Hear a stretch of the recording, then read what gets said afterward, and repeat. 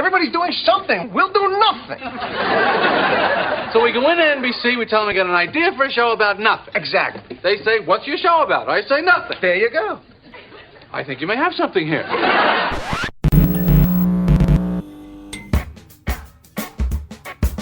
Acerca de Nada, un podcast de Diego Valle y Pablo Manzotti, donde hablamos de casi todo.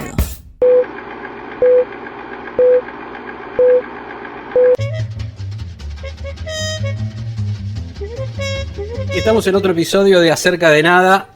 Llegamos nomás al 8º episodio de este podcast que hacemos con Diego Valle. ¿Cómo va, Diego? Hola, Pablo, ¿cómo va? Bien. Y ¿Todo hoy bien? ¿Y tenemos... Sí, segundo invitado, porque en realidad ya había estado María Fernanda Mujica acá con nosotros. Y ahora tenemos un caballero. Exactamente, nada más y nada menos que don Patricio Vega. Hola, Patricio, gracias por estar aquí en Acerca de Nada. ¿Cómo están? ¿Qué tal, Pablo, Diego? Gracias por invitarme, un gusto para mí. Bueno, aquí estamos para charlar un poquito. Vale la presentación, es uno de los guionistas más reconocidos, más prestigiosos de tanto la televisión como el cine, o el mundo de las series y el mundo de las películas. Hago rápidamente así un breve paneo por su carrera, desde co-creador con Damián Cifrón de Hermanos y Detectives, películas como Tesis de un homicidio y Mi primera boda para Ariel Winograd, Tesis de un homicidio y Música en espera para Hernán Gottfried. Bueno, quiere decir el director que la hizo. La verdad es para un productor o quien arma la producción, pero bueno. ¿Qué tema ese, no? Y lo último, lo más reciente es Puerta 7, ¿no? Lo más reciente que conocimos. Para Netflix, el lobista para Polka, antes de eso. Claro. Sí. Así un poco de todo, televisión, cine, streaming, y un poco también de eso vamos a hablar. Y docencia, es docente, y está ahí con un proyecto de laboratorio de guión muy interesante. Totalmente. Exactamente. Sí, ¿ya cuántos años llevan del laboratorio? En el 2007 abrí el laboratorio de guión, ya 13 años. Claro. Bien, sí, creciendo. Es un proyecto que a mí me gusta mucho y creo que me identifica, me siento cómodo ahí, en ese rol. Y fue interesante, creo que fue el año pasado, que empezaron también a armar como proyectos a partir del laboratorio, como cosas más didácticas y abiertas sobre el tema del trabajo del guionista. Hiciste entrevistas. Sí, un multimedia, era como un multimedia, una cosa así. Multimedia, pues.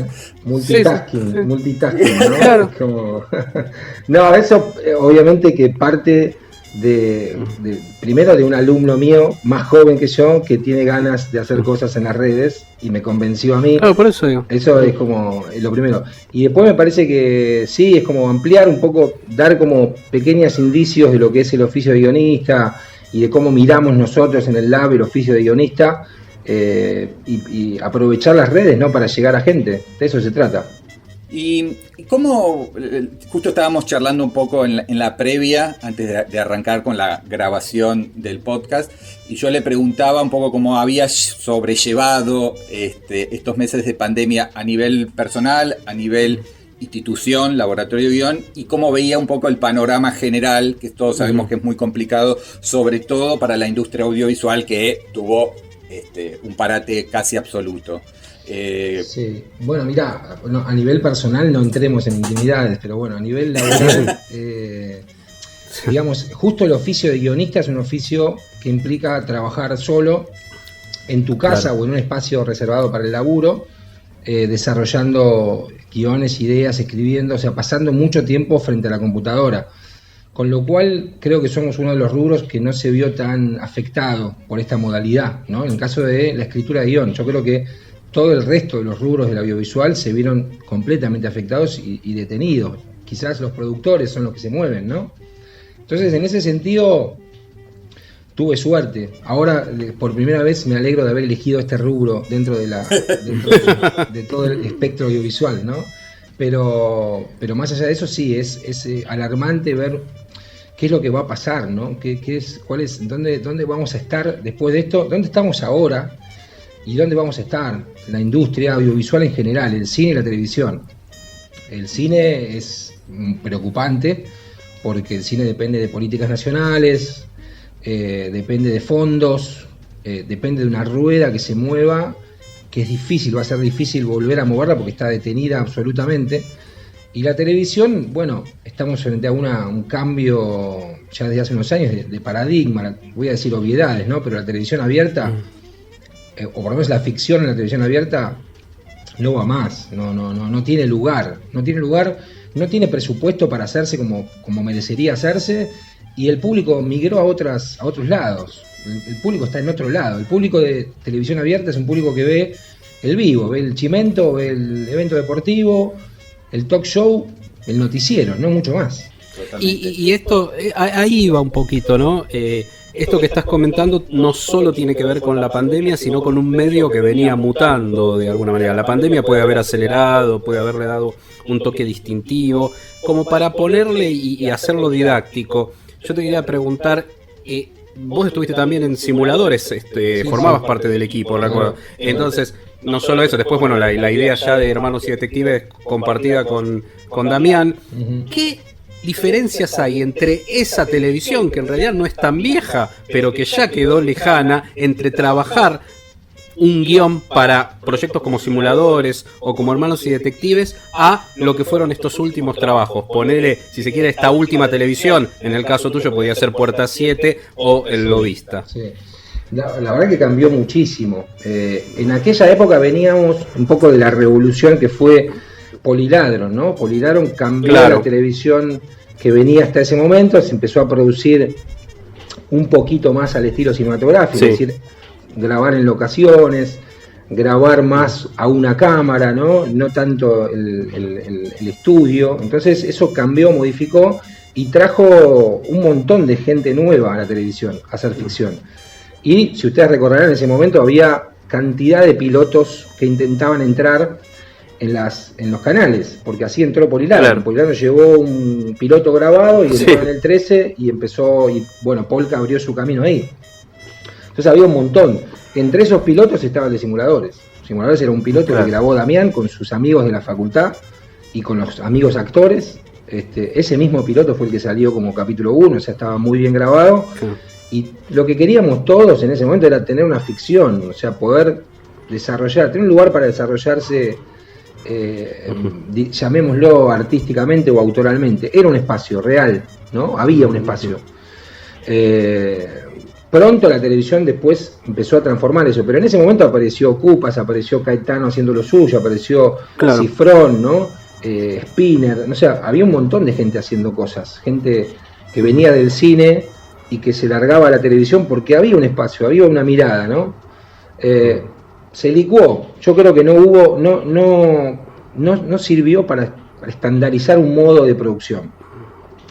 Y más o menos se acomodó la situación a lo que se acomodaba siempre, a la tira diaria, digamos, a una ficción más o menos barata, digamos, que no tenga demasiado vuelo, digamos, que sirva, que sea funcional, ¿no? Y con algunas excepciones se dejaba para el unitario alguna excepción, algún vuelo un poquito mayor, actores, director y qué sé yo, ¿no?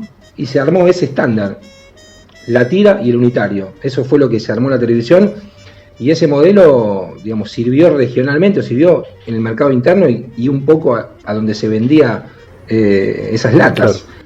Pero después vino Netflix y cambió todo el paradigma.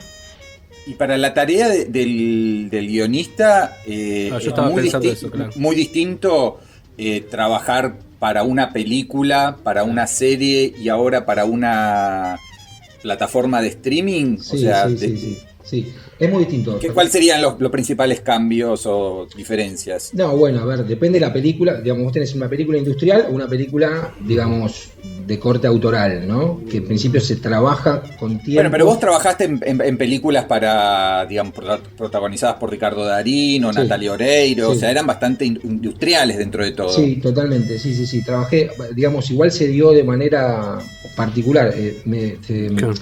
Música en Espera fue un guión que yo teníamos con Julieta, y de alguna manera lo dimos a conocer y terminó siendo producido, bueno, por una especie de conglomerado, pero con Burman Dukoski a la cabeza, y dirigido por Hernán, también un poco azarosamente. Hernán era amigo mío, pero llegó al proyecto de otra manera, o sea que fue un proyecto que gestamos nosotros y que después tomó un vuelo bastante más alto de lo habitual, ¿no?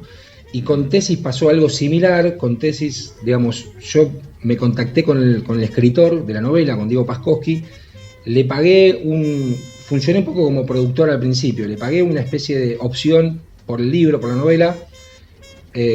Hablé con Hernán, que se copó con el proyecto, con Goldfried, escribí un tratamiento, después escribí una primera versión del guión y ahí se interesó, se lo di a Ricardo Darín y claro, dijo que sí. Entonces cuando dijo que sí Darín, se te abren unas puertas, Claro. digamos, ahí se hace todo más fácil, ¿no?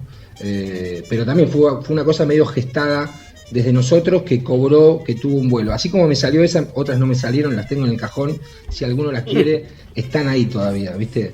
Porque tenés que tener un poquito de suerte en eso. Me pasó con Hermanos y Detectives también. Pero no es tan habitual que un guionista tome la iniciativa. Ahora quizás con la figura del showrunner, Sí. quizás no tanto a nivel local, pero sí internacional, el guionista barra productor barra supervisor de proyectos, Sí. ha adquirido un poder y una dimensión inusitada. Pero esto que vos hacías de casi agarrar de cero un proyecto y medio que lo empezabas a armar, y después sí, por ahí se te sumaban obviamente productores, Claro. que tenían que conseguir la financiación y armar toda la producción. Es como que fuiste un showrunner por adelantado. No sé si tanto, pero sí, digamos, me gusta tener un proyecto propio. Vos tenés como dos opciones como guionista: o te apropiás de un proyecto que te proponen o tenés un proyecto propio. Tenés que balancear entre las dos cosas. Entonces yo me apropio de proyectos cuando me encargan un proyecto, en la medida en que puedo hacerlo, y genero proyectos propios con mayor o menor suerte, digamos, ¿no? En este caso los dos que te dije fueron los dos que me funcionaron. Bueno, Hermanos y Detectives también me funcionó en ese sentido, ¿no? Tuve también suerte de que Damián se interesó. O sea, le conté en el bar medio informalmente de qué se trataba y se copó y me dijo, ¿querés que la produzca? Y bueno, sí, obvio. O sea, quizás si no me hubiera dicho eso, estaría hoy todavía con la carpeta de Hermanos y Detectives. Pero yo creo que un guionista tiene que hacer eso. Yo incentivo eso en los alumnos míos. Porque si no, sos un tipo que espera a que te llamen. Y ojalá te llamen para un buen proyecto, porque si no tenés que hacer algo que no te va a gustar. Entonces, no es lo mejor eso. Me parece que tenés que tener algún proyecto propio. Y desde ya ahora hay una revalorización del guionista, por lo menos en las plataformas y en el circuito internacional, sí, digamos, se privilegia la narración. Entonces, quien se encarga de la narración en principio, en una primera instancia, es el guionista. Con lo cual, creo que sí, las plataformas hoy miran quién escribe. Y en esa mirada, me voy a tomar una cosa interesante que dijiste, de las preguntas anteriores en la respuesta. Vos decías, bueno, ahora cambió, se acercó en esta mutación que yo te preguntaba de la televisión, y me decías que es así, y que uno de los aspectos, que eso también se ve en la televisión de Hollywood, de hecho en la industria televisiva, que es desde ya que es otra escala, otra envergadura, la migración de directores de cine y que encuentran un espacio creativo y libertad, y que esto sucedió acá en Argentina en un momento que ya son varios años atrás, vos lo citabas de hecho en la década del 90. ¿Cómo cambia respecto de ese lugar, esa cosa de el cambio de envergadura en la producción, el lugar del guionista? Y voy a una cosa técnica muy concreta. Vos incluso recién hablabas de Hermanos y Detectives como una idea germinal tuya. Todos los episodios de Hermanos y Detectives arrancaron con un plano secuencia. Todos arrancaban con un plano secuencia. Y tremendamente logrado era eso. ¿Cuánto había de lo tuyo ahí? ¿O era Damián interpretando lo que vos escribías? ¿Cómo es eso? Por ejemplo, y de ahí vamos a todo lo demás, al lugar del guionista en la puesta en escena, en otros aspectos. ¿Sí? No, con Damián labura mucho el guión. O sea, se detiene mucho tiempo en el guión. Mucho. Claro. Mucho más que cualquier otro que yo haya conocido, en el buen sentido. Ah, mira vos. Porque él filma lo que escribe. No está en el set para buscar. No, él busca que el plano que tiene en la cabeza salga como él lo tiene, pero no busca alternativas, él filma lo que escribe, entonces se detiene mucho en la escritura. Él encontró eso del plano secuencia en el primer capítulo y después lo repitió como formato. Pero no es que estaba planeado. No estaba planeado. Después se dio cuenta de que le parecía bueno, que quedaba bien, le daba una marca y lo repitió y lo hizo. Pero lo que está filmado es lo que está escrito. O sea, laburamos mucho sobre el género. Incluso nos divertimos pensando ahí. El primer capítulo de Manos Detectives es un homenaje a Columbo, digamos, esa cosa de el asesino cometiendo el crimen, detalle por detalle, que luego va a ser como revisado por el detective, ¿no? Y desarmado y desarticulado. Es el de Luis Machín. El de Luis Machín, exactamente, sí. Que es genial. Un abrazo grande a Luis Machín. Un genio. Sí, un genio. Sí, entonces bueno, buscamos, hay uno de Cuarto Cerrado, hay uno más a lo de Palma, hay uno más Hitchcock, hay uno más, ¿no? Sí, eso está claro. Mira vos. Y eso lo pensaban en conjunto, digamos, vos como guionista y como guionista. Sí. Sí, horas y horas sentados en un bar. En varios bares. Eso es lo que no hay, ¿viste? Porque vos decías que la tarea del guionista es tal cual ahora en pandemia, pero no hay bar. Bueno, ahora volvieron. Eso es lo que extraño, el bar, porque soy muy de bar, como todo escritor, ¿viste? Va al bar, sí, soy muy de bar.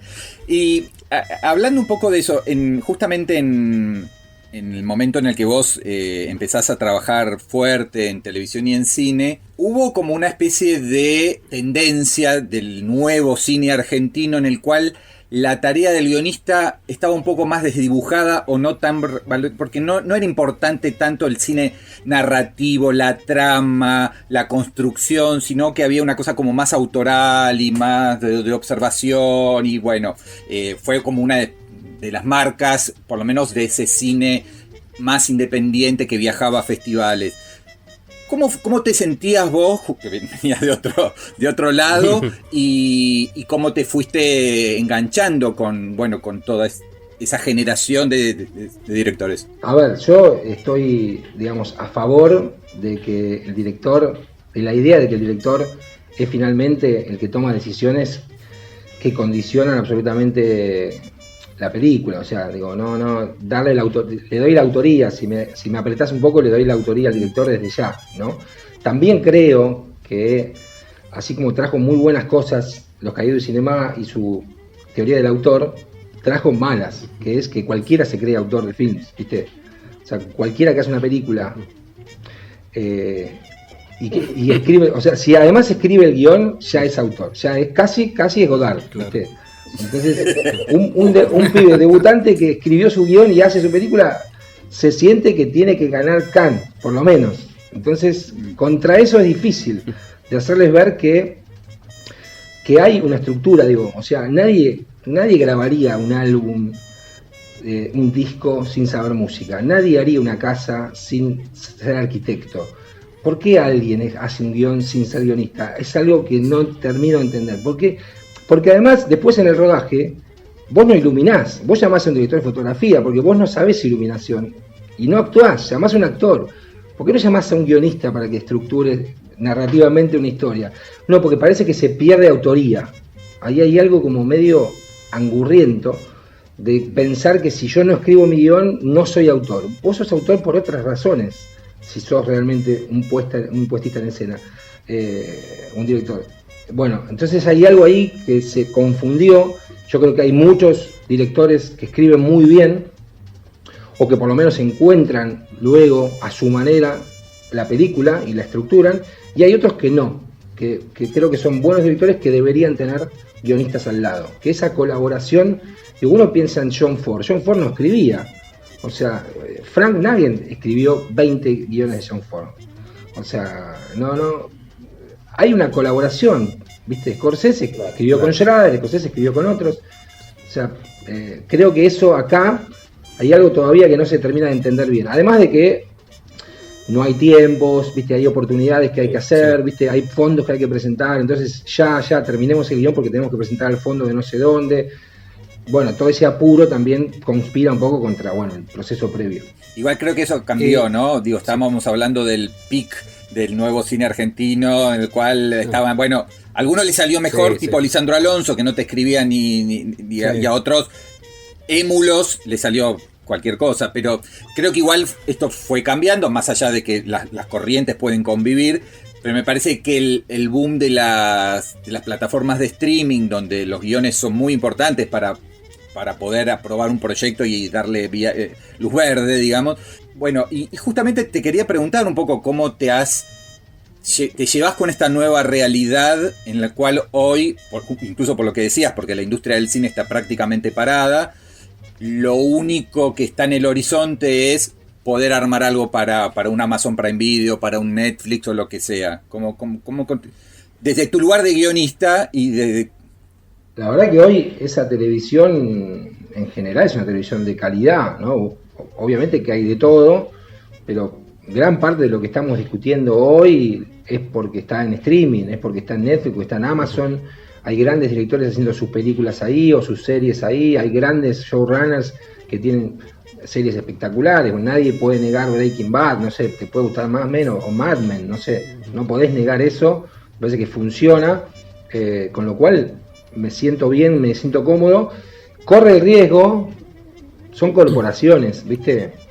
Entonces sí se corre el riesgo del burócrata, del tipo que no quiere perder su puesto, entonces no termina ni de aprobar ni de rechazar proyectos y te tiene una especie de limbo de desarrollo más de lo adecuado. Sí, puede ser, eso puede pasar. Yo creo que todo esto se va a acomodar. Tampoco descarto un streaming de más arty, ¿no? Como que se arme algo un poco más autoral de streaming. Creo que todo esto está mutando, ¿no? Van a sobrevivir los grandes, obviamente, que son los que se están comiendo el mercado, pero va a haber alternativas, porque cada vez se tiende más a segmentar el público también. De hecho está apareciendo el famoso streaming segmentado. La otra vez comentábamos algo con Diego respecto de este streaming de un... Es que recogen datos, claro. Así, a vos te permiten usuarios para tu hijo, claro, para vos, para tu mujer, para tu... ¿Por qué? Claro. Para estudiar los hábitos de consumo y segmentar, claro, cada vez más los productos. Sí, pero incluso lo que decíamos, creo que Pablo se refería a eso, hay una... Lo de terror. La de Shudder. Está funcionando muy bien y es solo de terror. Total. Bueno, sí, yo creo que va a haber de eso, va a haber más y digamos, van a haber pruebas, a ver qué subsiste de todo eso. Pero es un... en general hay presupuesto, más de lo que estábamos acostumbrados, entonces hay un estándar de calidad que la gente, los espectadores de ese tipo de plataformas demandan un estándar de calidad, lo cual es bueno. Hay habitualmente gente con cierto criterio a la hora de hacer seguimiento de los proyectos, en general, está el burócrata, pero también está el que sabe y el que tiene un criterio. Están tratando de sumar talentos a las plataformas, o sea, cada uno se trata de captar directores conocidos, actores de trayectoria, guionistas con trayectoria, o sea, se arma algo que es interesante. Yo creo que es atractivo trabajar en ese rubro, está bien ahí. Vamos a escuchar un tema musical. ¿Elegiste alguno, Patricio, algo que quieras escuchar y por qué? Si puedo, una canción de Wilco que me gusta mucho. Mira vos. Se llama Hate It Here. Ahí va, entonces, está sonando Hate It Here.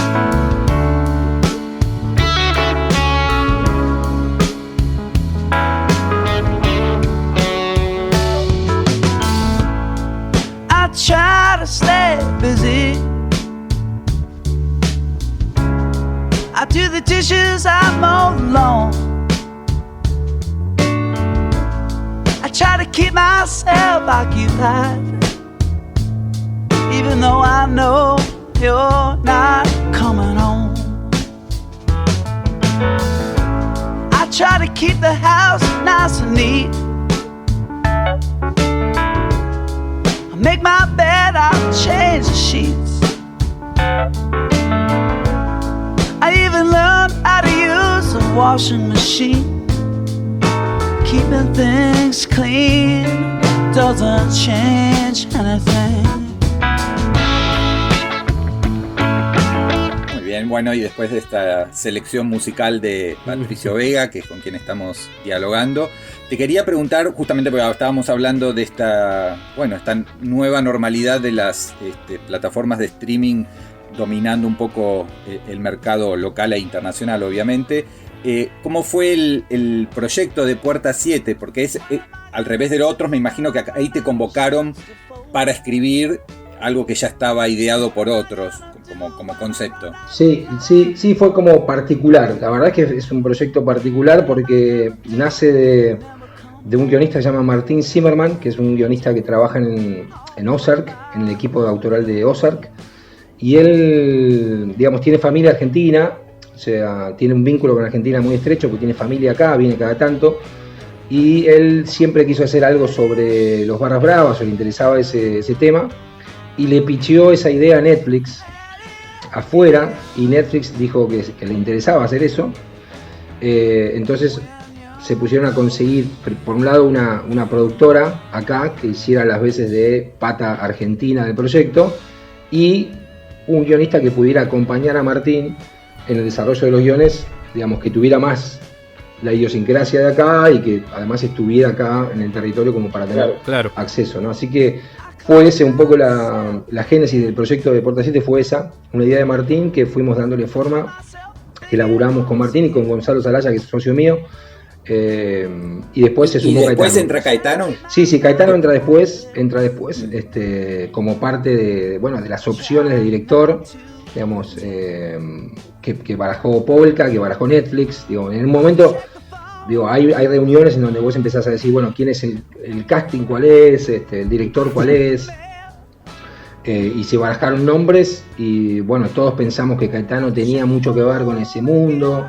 y que podía entender ese tono, así que bueno, en general estuvimos todos de acuerdo en llamar a Caetano, que después, bueno, trajo su equipo también y todo. Y los controles, la relación, cuando se trabaja con algo tan grande y quizás más burocrático como es Netflix, es distinto a la relación por ahí más directa de un WhatsApp, un llamado al productor local. Sí, nada que ver. O sea, como,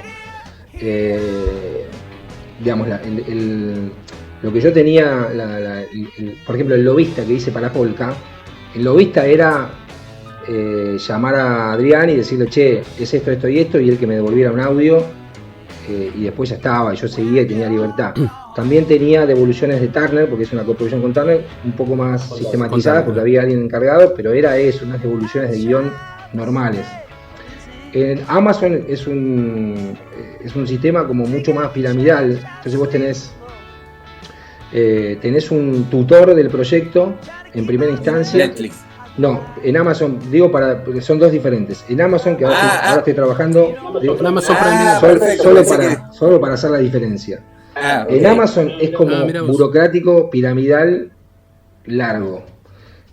Tutor que desarrolla, después tenés a alguien arriba de él que tiene que decir que sí, y alguien arriba que tiene que dar la luz verde. O sea que es un camino, es como escalar las pirámides aztecas. Sí. Podés llegar. Y Netflix es un poco más corto. Digamos, hay alguien, digamos, con poder de decisión, que lee los guiones, hace sus notas, devolución, y eventualmente tenés una especie, un Zoom, un call con todos, donde se intercambian opiniones, y sí, hay cosas que define esa persona y cosas que vos podés negociar, como con todos los productores. Pero es un poquito más corto ese recorrido de la luz verde. O sea que son dos modelos en los cuales, digamos, opina gente.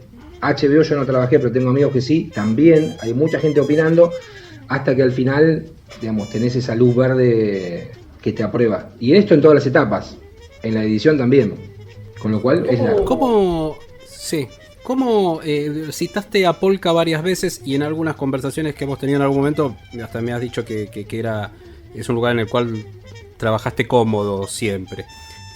¿Cómo ves este presente en el marco de lo que le pasó, con la crisis que hay? ¿Lo relacionás con una crisis precisamente del formato? ¿Lo ves con capacidad de adaptarse a este cambio de la televisión? Sí, yo trabajé en Polka, la verdad es que tuve varias posibilidades, varios coqueteos previos, sí, pero trabajé en el lobista y trabajé muy cómodo, me dieron libertad, claro, y tengo una buena relación con Suárez, digamos, porque la verdad es que no me puso ninguna traba para nada.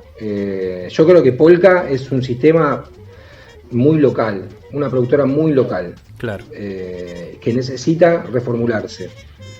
Creo que la estructura que tenía Polka hasta ahora no es una estructura moderna, no es una estructura deseable. Claro. Era una estructura funcional cuando vos tenías garantizado el aire en el Canal 13. Claro. Si vos no tenés garantizado eso, perdés plata por todos lados, tenés una cantidad enorme de empleados y una estructura demasiado grande. Muy grande. Claro. Ninguna otra productora es así. La productora es más bien un nexo. No, claro. Vos armás el equipo para el proyecto, pero no tenés gente, digamos, a sueldo, técnicos y gente. No tiene mucho sentido eso. Solo si tenías garantizado un espacio ya, ¿no? La pantalla del 13, claro. Ahora sin eso, yo creo que se va a volver una productora más chica. Eso, como funcionan otras, tantas. Y sin pedirte que aventures, porque ni siquiera sabemos qué va a pasar dentro de 2 meses, ni con la pandemia, ni con la economía de la Argentina. Pero si tuvieras que pensar posibilidades, tendencias de acá en más para el ámbito quizás más del cine, más de lo que quede de la televisión, el cable, la cosa más tradicional y las plataformas. Para tu trabajo, ¿vos por dónde pensás como que el futuro es claramente el streaming, que podés convivir, que los desafíos son distintos, que te gustaría ir matizando y pendulando entre películas y series? ¿Cómo lo avisorás y lo soñás y lo pensás? Sí, una cosa es lo que me gustaría que suceda y otra cosa es lo que va a suceder o no sé, digamos, o lo que creo que va a suceder. Me encantaría poder hacer películas y series. Sí, a mí me gusta tener un proyecto que después ese proyecto encuentre el canal adecuado. O sea, no tengo el prejuicio de que el cine es mejor que la tele en algún aspecto. Sí, en algunos aspectos lo podemos discutir, pero digo, los dos te sirven para contar algo que quieras contar. O sea, el medio me parece que son interesantes los dos. Veo el cine complicado, veo que necesita de políticas muy claras, de incentivos, de fondos, de un funcionamiento transparente y menos burocrático, y lo veo difícil. En el corto plazo veo que eso es difícil. O sea, no sé qué va a pasar. Yo creo que habría que tender a hacer películas de presupuesto moderado y digamos quizás menos cantidad, porque hay una oferta de películas, ¿no? Argentinas que no tienen lugar después, no hay lugar donde mostrar esas películas. Bueno, el problema que todos sabemos de distribución, de exhibición, digo, ¿dónde están las películas argentinas? O sea, no hay muchas más de las que puedo ver y no sé ni dónde buscarlas. Ese es un problema. Entonces creo que hay que ordenar eso y creo que la tele va a estar dominada por los streaming, seguro, está siendo dominada por los streaming. A mí como guionista me viene bien, pero hay un montón de otra gente que va a tener que reconfigurar su trabajo, ¿no? Técnicos que laburaban en la tele van a tener que pensar dónde. Yo creo que tenemos una buena oportunidad para hacer durante los próximos 5 años un buen lugar para que vengan a producir. Si se ordena un poco la economía y hay una cierta estabilidad, cualquiera querría venir acá a producir series, cualquiera. O sea, porque tenemos. ¿No haría falta también algún tipo de incentivos como la tienen muchísimos países? Totalmente. Que hoy están explotando de producciones? Totalmente, sí, claro, eso es lo que hace falta. El Uruguay lo tiene, Colombia lo tiene, claro. México también. Sí, hace falta eso. Pero bueno, viste que nosotros tenemos prioridades, tenemos que apagar tantos incendios en Argentina que bueno, te queda el último. Literales, ¿no? Incendios ahora literales también. Pero tenemos que apagar incendios que, qué sé yo, siempre el audiovisual queda para lo último. Queda muy. Yo entiendo, digo, a veces no es prioridad frente a otras cosas que son realmente, digamos, de solución necesaria y rápida, pero bueno. Lo que pasa es que, de verdad, si uno pudiese explicarle a los legisladores o a los funcionarios que si vos devolvés una parte de la inversión, te viene muchísimo y te traen dólares, que es lo que en este momento podría ser hasta un muy buen negocio si se lo explica bien y se lo arma de una manera lógica, porque además incluso Argentina es barata en este momento coyuntural para producciones, podría venir a filmar, digo, como existen hubs en Madrid o... Claro, desde ya no, y barato. Tenés la ventaja de las famosas locaciones de Buenos Aires, el mapa de locaciones de Buenos Aires. Y de Argentina, toda, todo, podés hacer lo que quieras acá, podés hacer el Tíbet, como hicieron alguna vez, podés hacer... Vinieron a filmar DiCaprio, vino a filmar como si fuera el Polo, puedes filmar lo que quieras acá. Cualquier cosa. Sí, es una lástima, pero es verdad, y además sería una industria que podría traer dólares, es verdad. Puede traer, ya que necesitamos para las reservas. Es una industria, y sí, es una industria Podemos traer dólares. Avisémosle a Alberto.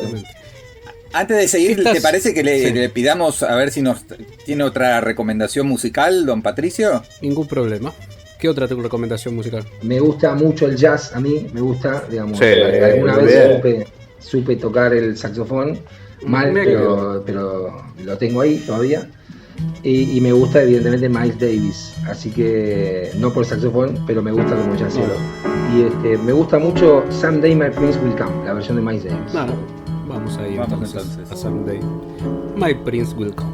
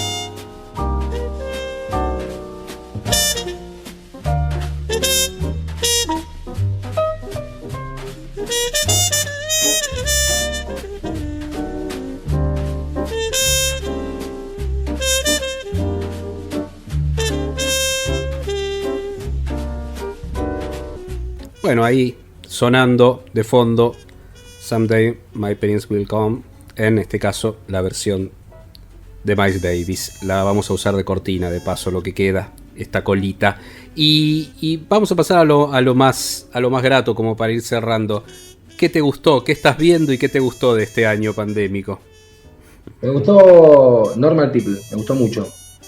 Mirá vos. Sí, me enganché mucho con Normal People. Me gustó The Morning Show también, que creo que es del año pasado, no estoy seguro. Si Es del año pasado, es del sí, año pero no pasado. importa, no importa. Yo la vi este año. Claro, sí, Parece que está muy bien escrita. Después series, empecé muchas. Bueno, me gusta mucho Mrs. Maisel, me parece que está muy bien. La disfruto muchísimo. Después empecé varias, pero no sé, no estoy como súper enganchado Súper enganchado. con ninguna, creo. No sé si se me está escapando alguna, pero soy mucho de capítulo 1 para ver cómo es, para ver qué pasa, y después no tanto. O sea, me pasó con I May Destroy You, que me enganché mucho con los primeros 3 capítulos, y después se me fue un poco la serie, no me interesó tanto para dónde iba o cómo iba para ese lado. ¿Qué te interesa Bueno, cuando estamos- ves una serie? O sea, porque se habla un poco de ciertas fórmulas, de ciertos Claro. formatos, que se repiten obviamente con matices y cambios. ¿Te interesan justamente series un poco más disruptivas? Hablabas obviamente del clásico Breaking Bad. No sé, ¿te interesa más? Mira, para mí Algo. tenés que tener un buen personaje. Disruptivo o no disruptivo. Tenés que tener un buen personaje. A mí me gusta, digamos, sentir que hay un personaje construido y que ese personaje tiene un montón de posibilidades y de capas y de alternativas y de opciones. Eso me gusta. Y después me gusta que haya una voz, que haya algo que yo sienta que es particular. ¿Viste? Que no lo vi. Después hay series que me enganchan más desde, qué bien que escribe, ¿no? Qué bien que resolvió esta escena, qué buenos diálogos, yo qué sé. Vi la película de Sorkin, que me gustó mucho, pero quedo como obnubilado por cómo resuelve ciertas escenas con diálogos que me parece extraordinario. Entonces, un poco me nubla la técnica en el caso de Sorkin, ¿viste? Está esa Y cosa quizás de... porque vos estás muy atento a esas Sí. cosas y quizás Claro. el espectador común mira todo, mira el conjunto, ¿no? Sí, eso, bueno, es imposible no tener esa deformación, digamos, ¿no? Claro. También escucho música Claro. y escucho cosas que por ahí, habiendo sido músico, otros no escuchan, Claro. pero llama la atención. Igual Sorkin particularmente se hace notar, tampoco es que él quiere pasar desapercibido, o sea, entonces hay algo mirá que yo estoy acá detrás de estos diálogos y soy muy ingenioso. ¿Está ese complemento distintivo en el guionista? Está el buen guionista, pero está el buen guionista que es buen dialoguista, aparte el dialoguista como algo distintivo. Yo creo que hay guionistas o hay, tipo Tarantino, ponele también. Claro, hay guionistas que dialogan muy bien, o sea, más allá de la estructura y de la construcción del personaje, que tienen, viste, como esa manera de decir o de hacer decir a los actores. Sí, creo que hay algo ahí que es distintivo, sí, totalmente. Y en el caso de Sorkin, digo, después de hacer muchas cosas para cine y televisión, decidió dirigir. ¿Vos lo tenés como fantasía en algún momento dirigir un guión tuyo? Es como el baterista, el tecladista, el bajista, ¿no? Si no dirigís, no te van a dar pelota, o sea, nunca vas a... Nadie se va a enterar, o sea... Sí, yo quiero dirigir, claro, tengo una película ahí, tengo varias posibilidades, pero tengo una presentada al Inca, justo ahora, ¿no? La presenté. Mirá qué bien. Sí, está durmiendo, juntando polvo en alguno de los cajones del Inca. Pero sí, tengo esa fantasía, siempre la tuve, digamos, me acomodé al guión porque me llevó un poco la situación, digo, tuve mucha suerte, empecé a trabajar con los simuladores como equipo, parte del equipo, y un poco eso me posicionó, me dio la confianza y dije, bueno, voy por acá, que me gusta también, me gusta estar escribiendo y eso. Pero sí, tengo la intención, las ganas, la fantasía de dirigir, sobre todo de tener llamémosle, digamos, el control sobre lo que quiero decir. Entonces hay un punto en el cual eso lo lográs si dirigís. Si no dirigís, se te escapa, se te va, un poco se te pierde, ¿viste? Bueno, estás en el camino de Sorkin. Sorkin hizo hace muy poco su primera película. Y sí, y tiene unos años, vos tenés 50, así que me convenzo ahí, con eso, me voy es un buen momento, sí. Era más grande que vos. En lugar de mirar a los jóvenes talentos, miro a los viejos talentos y me convenzo. Claro. Y sí, ya no podemos ser jóvenes promesas, o somos tristes realidades, pero ya jóvenes promesas no. Ya pasó. Entonces, quedó en el pasado, Sí. Patricio, muchísimas gracias. No sé, Diego, vos si querés agregar alguna más. No, me quedaron miles de preguntas, pero bueno, si no tendríamos que hacer una serie de podcast. Claro. Sería, no, le hubiera preguntado un poco cómo se trabaja hoy en los famosos... Bueno, vamos ahí, dale. Los writers' room, ¿no? Esta cosa de que las series son tan grandes, tienen tanta presión, tienen tanta velocidad en los plazos, que ya hoy el trabajo de son equipos de guionistas supervisados por una especie de gran guionista showrunner. Sí, visto así parece como que tenés esclavos trabajando en el sótano escribiendo para vos. Pero no funciona así. No. En el cuando funciona bien es una colaboración, estrecha con gente talentosa. O sea, no tenés que tener coreanos, perdón por los coreanos, ¿no? Pero esclavos. No tenés que tener indocumentados escribiendo en tu sótano. Tenés que tener gente talentosa en la que vos confías y que además te aporte cosas que vos no podés tener. Ese es un equipo autoral. De hecho, en los equipos, digamos, en general, cada uno escribe un guión. No es que, digamos, no es una fábrica. Acá había un método de escritura de guión que es muy diferente, que es medio como de montaje en serie, medio fordiano, de tiqui, uno que hace la caja, el otro le pone el moño, el otro le pone la etiqueta. Allá no es así. Allá se arma una colaboración real, donde hay semanas que se piensa la serie entre todos y luego cada uno va compartimentando su propio guión y lo va compartiendo con el resto. A mí me parece un buen método. Sí. Y además eso permite que los buenos guionistas de los equipos después, digo, el caso de Better Call Saul y que yo, ¿no? Total, ¿no? El caso de Vince Gilligan, sí, seguro. Claro, Vince Gilligan es el caso que viene de los Expedientes Secretos X. Ese es el mayor aporte que ha hecho Chris Carter a la televisión en general. Los Expedientes Secretos X y toda la cantera de talentos que salieron de ahí, exactamente. Sí, absolutamente. Bueno, a ver, digo, cambiando lo que haya que cambiar. En el equipo autoral de los simuladores, estaba Gustavo Malajovich, que escribió una novela excepcional que es El Jardín de Bronce, que se hicieron 3 temporadas, y Marcos Osorio Vidal, que hoy es uno de los guionistas más prolíficos de la Argentina. O sea, Damián algo tenía, algo vio, digamos, en el equipo. Una visión. Buenísimo. Bueno, ahí está. Lo volveremos a invitar en las próximas temporadas de Acerca de Nada, si es que existen. Pero muchas gracias, Patricio, por haber estado. Gracias a ustedes. Por tu generosidad y buena onda. Gracias. Gracias a ustedes. Gracias, Patricio.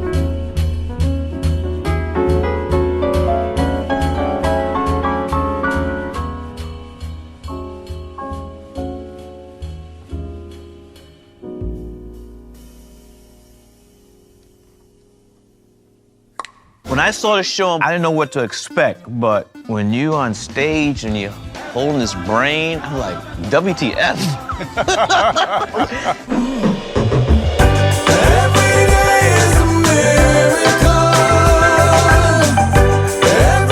Y ahí escuchábamos la palabra de un señor director, el señor Spike Lee, que es el director detrás de el registro, si se quiere, de este American Utopia, que es el espectáculo en el cual se basa, digamos, el espectáculo teatral en Broadway y en todo el mundo. De hecho, estuvo en Buenos Aires también, de David Byrne, en el cual se basa su último trabajo también, ¿no? Su último trabajo discográfico. Y explicaba eso, de alguna manera, esa impactante primera escena en la cual David Byrne aparece hablándole, una suerte de Hamlet moderno, pero no a una calavera, sino a un cerebro, ¿no? Y habla de las diferentes partes del cerebro en términos de la apreciación de la realidad de un ser humano. Ese es el inicio de este American Utopia que nos tiene reunido y que emitió en los Estados Unidos HBO con dirección de Spike Lee.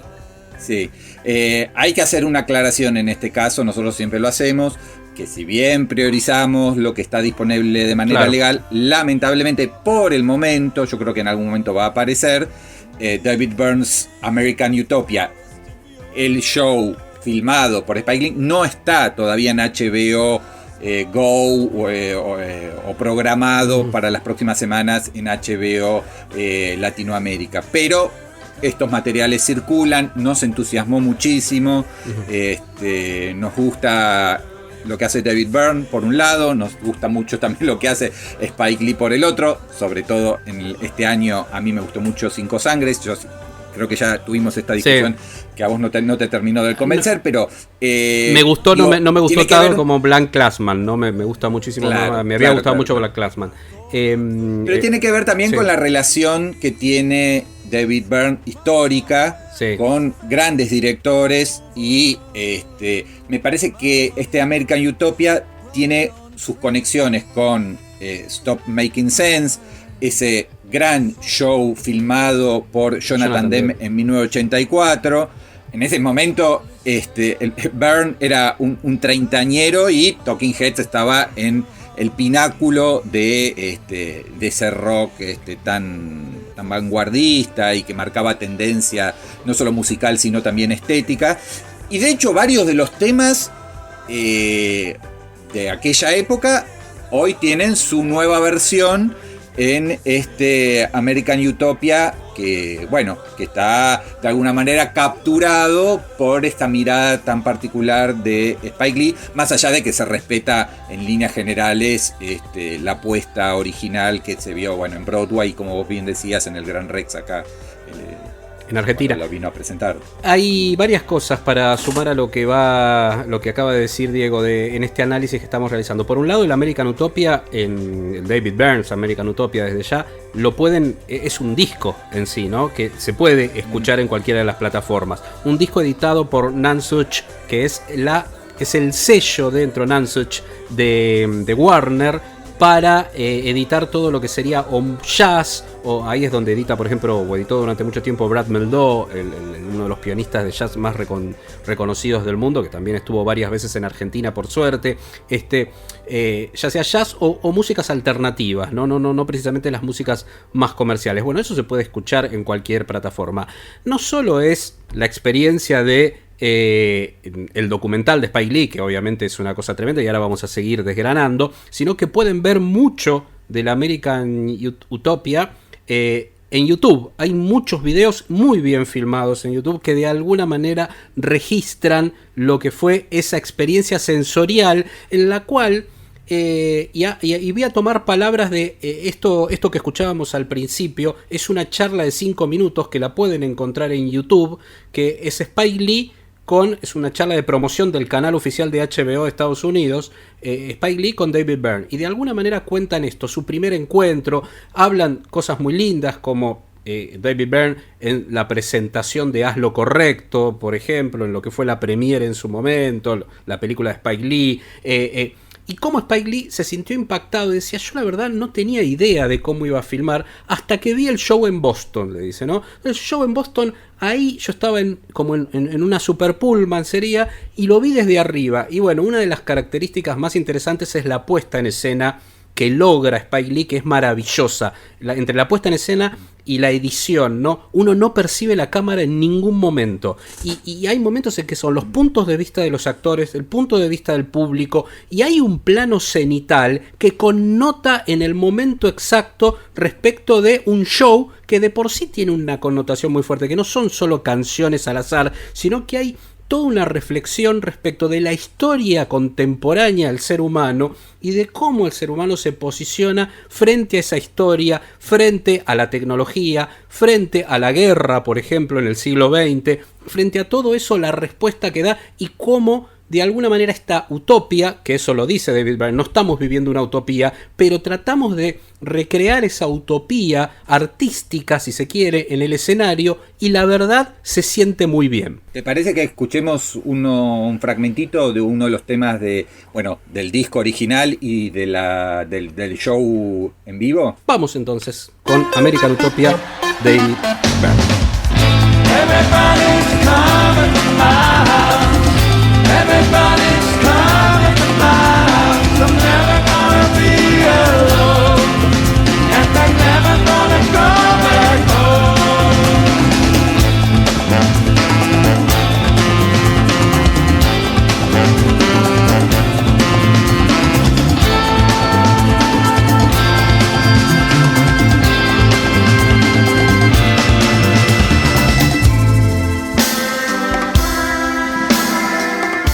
Bueno, y seguimos hablando un poco de American Utopia, el disco / show / documental. Y hay que tener en cuenta que además de Spike Lee, que le suma algunas cuestiones más políticas, sí. Hay un cover de un tema de protesta, Hell You Time Out, de Janelle Monáe. Hay un llamado al voto muy didáctico, como está. preciso.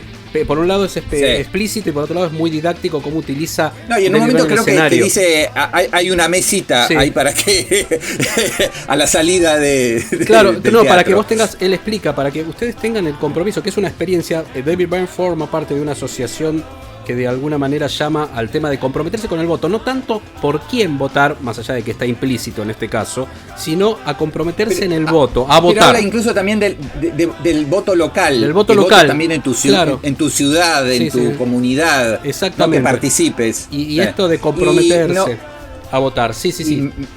Totalmente. Eso por un lado, ¿no? Sí. Y el tema de protesta contra la represión policial, pero me parecía que a nivel visual también había que destacar que Byrne y Spike Lee eligieron a Ellen Kuras, que es una directora de fotografía extraordinaria, que ha trabajado también con Martin Scorsese en un montón de estos musicales, y hay un trabajo con muchas cámaras, pero no hay, más allá de esas tomas cenitales que vos hablabas, ¿no? De tomar desde arriba a todo el conjunto.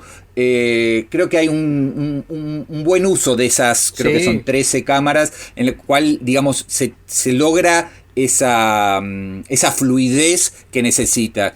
Y lo otro que tiene que ver con el espíritu que siempre ha tenido David Byrne de ser esta especie de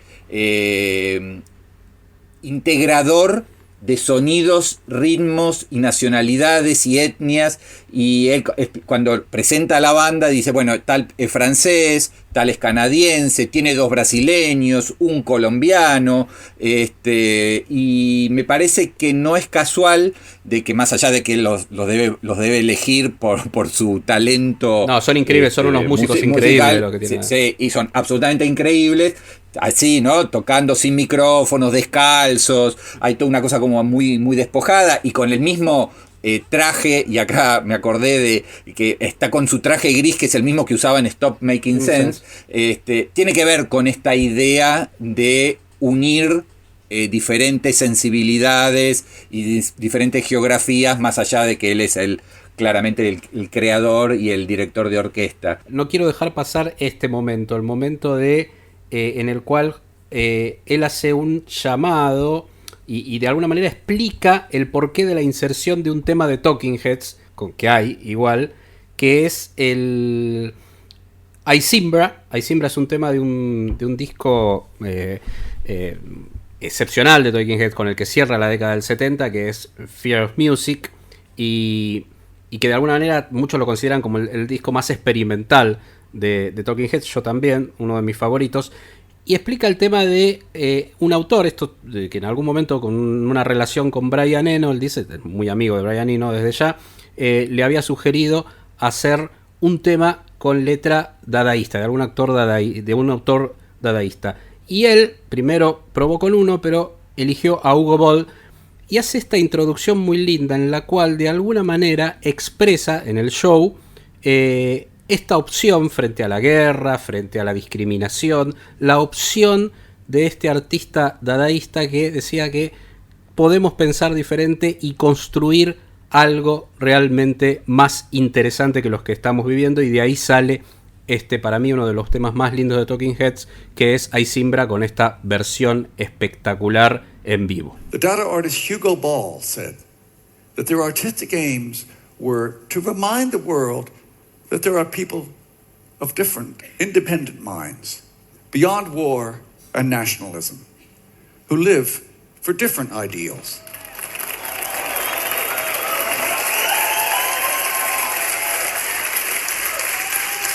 Hugo Ball wrote the words to this next song.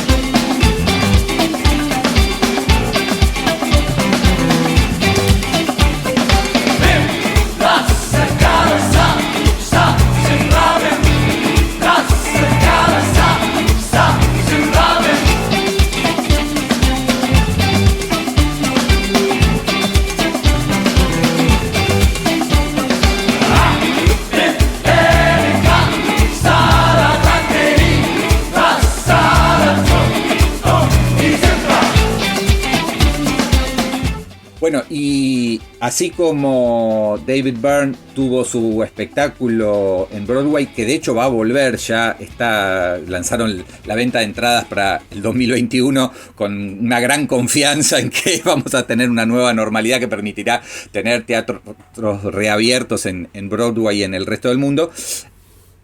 Hay otro artista también veterano, de hecho son de la misma generación. David Byrne tiene 68 y el de quien estamos hablando, Bruce Springsteen, a quien ya le dedicamos un mini bloque en alguna edición anterior, también ha tenido su espectáculo Springsteen on Broadway, que está disponible en Netflix, y ahora, para acompañar el lanzamiento, que ya sí es real, de Letter to You, su nuevo disco que lo reúne, lo reencuentra con su banda de toda la vida, la E Street Band, ha tenido también un documental que se lanzó obviamente de manera simultánea y con el mismo título, Letter to You, que está disponible en Apple TV+, y que, esto es mi opinión, es bastante más que solo un grupo de músicos concibiendo, grabando y escuchando un disco,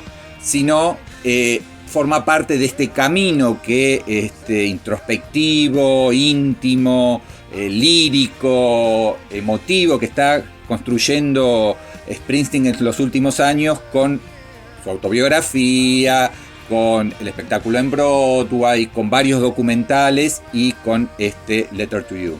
vamos entonces a escuchar uno de los temas como para seguir charlando de Letter to You.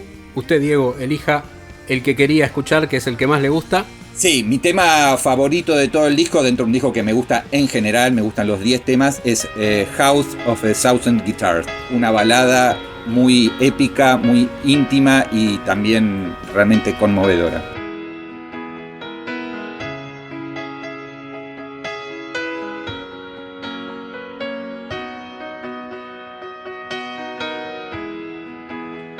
The blood moon shines across the veil. Bells ring out through churches and jails. I tally my wounds and count the scars. In the house of 1,000 guitars, the criminal clown has stolen the throne. He steals what he can never own. May the truth ring out from every small town bar. We'll light up the house of 1,000 guitars. Well, it's alright, yeah, it's alright. Meet me, darling, come Saturday night. All good souls from near and far. We'll meet in the house of 1,000 guitars.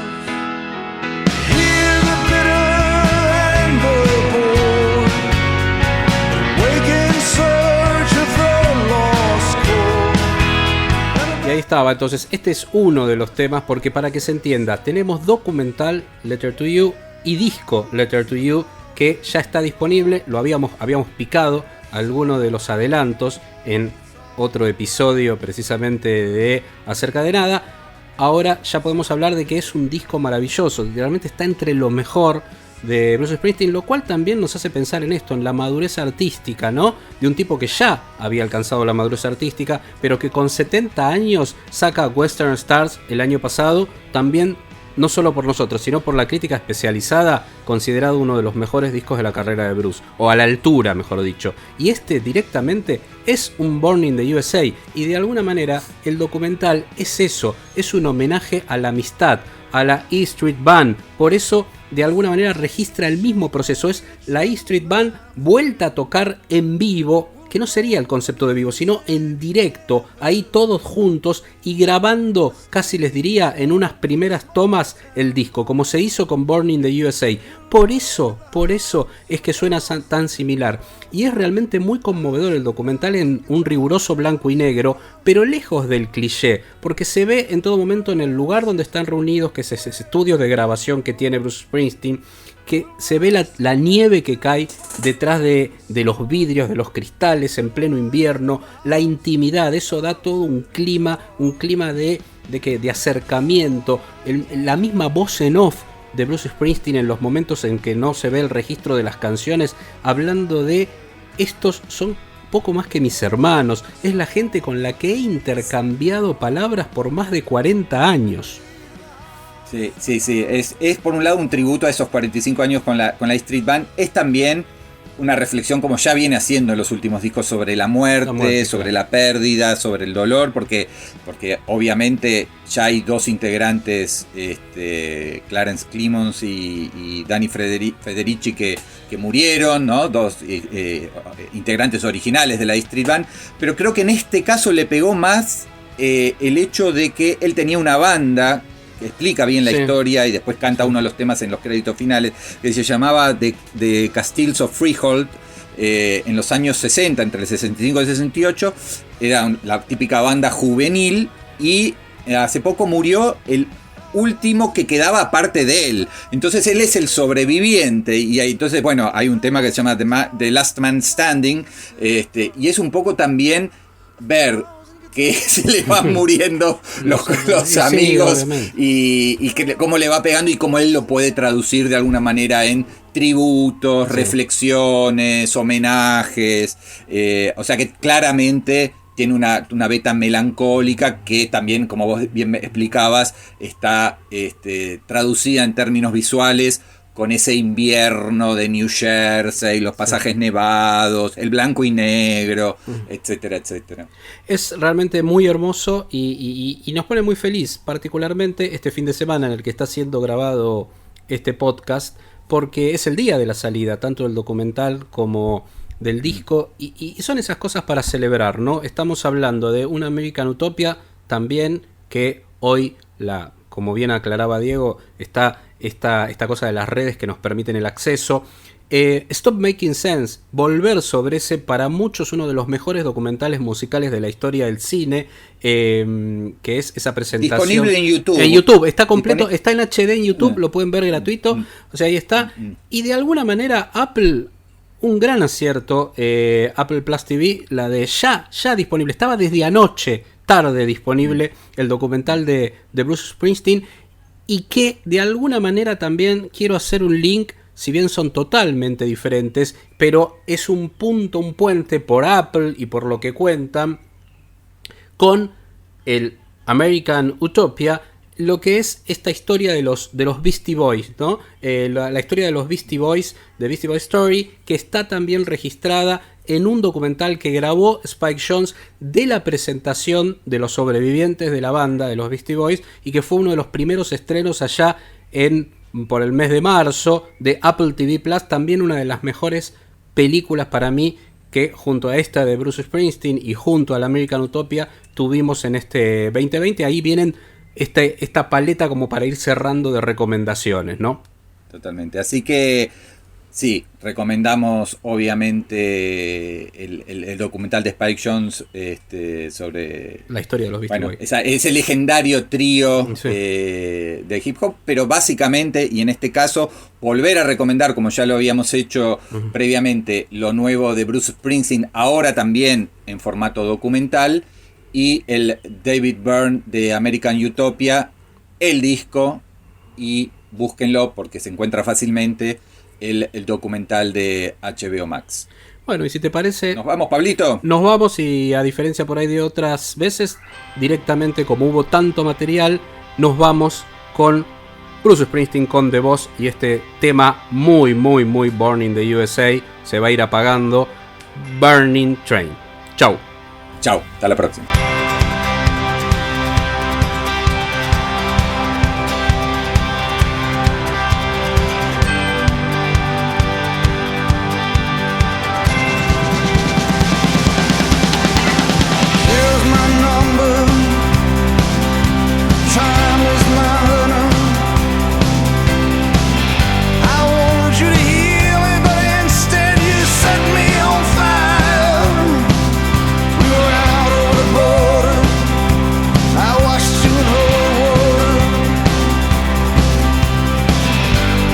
But